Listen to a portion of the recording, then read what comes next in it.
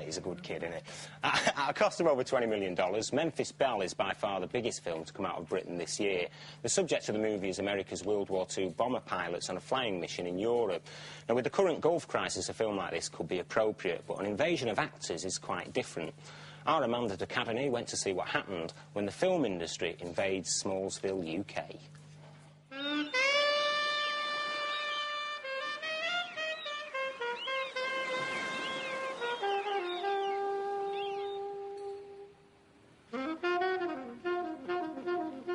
Grimsby, northeast England, population 90,000, with nearly as many fish and chip shops and just one cinema. Elton John once wrote a song celebrating the delights of this sleepy seaport, and other than that, Grimsby's showbiz profile is non-existent. At least it was, until Hollywood came to town. For 4 weeks, Grimsby was blitzed by Memphis Belle.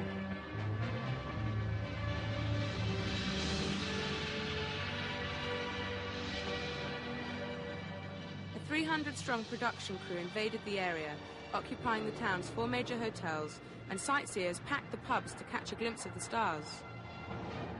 There were all sorts of queer people arrived in the pub and made all sorts of queer noises and made all sorts of queer comments. Wherever you went, there was everybody muttering about the Memphis Belle, everybody with 1940s haircuts. It was in the papers constantly, headlines, and if it wasn't in the headlines, it was in the middle of the paper.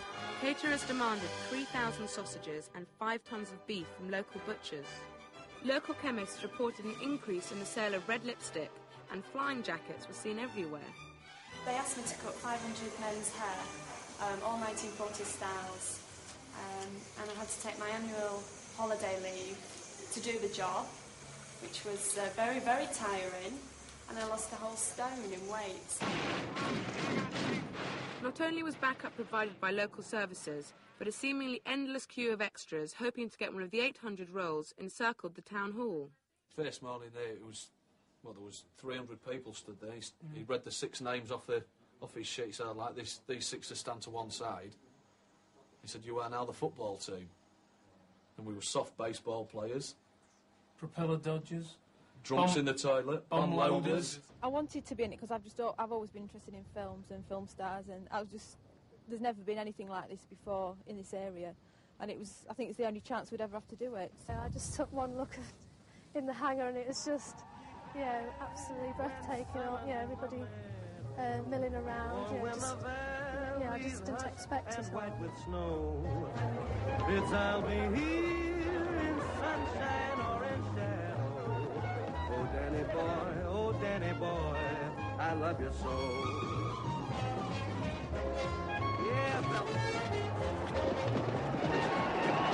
Well, it's the biggest thing to hit Grimsby since the Second World War, I think. When the Hollywood hunks checked in, the local women loved it. But the men were harder to please. The stars, they were really good. They really got on with everybody. They blended in so well that you didn't really realise that there was actors or actresses. There was one class above you. They was earning the big money. We wasn't.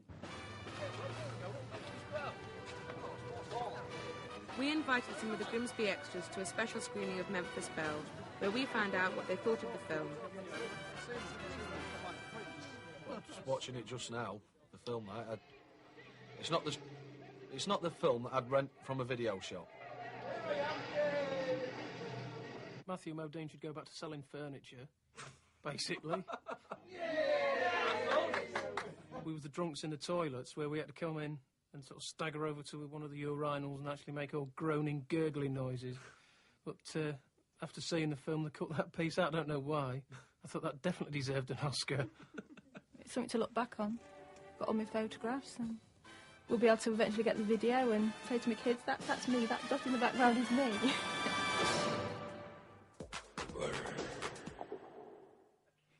Grimsby, one of those towns that isn't even twinned with anywhere, but apparently it's got a suicide pact with Rochdale. Anyway, our Amanda, the person who put the grim in Grimsby there, is actually live in Memphis now with some members of the cast of the film Memphis Belle. Bearman, I'm going to have to pass the mic. Oh, really? Well, I'm in Memphis, Tennessee, home of the Memphis Belle and of Elvis Presley.